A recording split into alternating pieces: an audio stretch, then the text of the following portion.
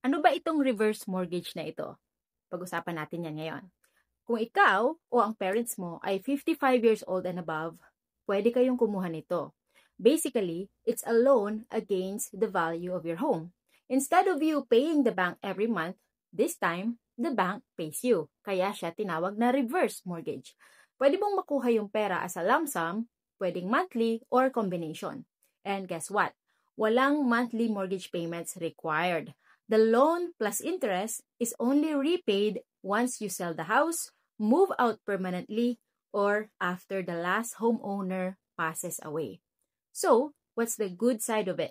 You get extra cash to support retirement, home renovations, pang-travel or healthcare costs, or even help your kids and grandkids financially habang buhay ka pa.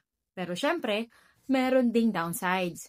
Over time, the loan balance grows dahil sa interest, which means the equity or inheritance you leave to your family could be smaller. Bottom line is, a reverse mortgage can give seniors the freedom to stay in their home and still enjoy their money, pero it's not for everyone. Always review your options with a mortgage professional and legal advisor bago kayo mag-decide. Okay?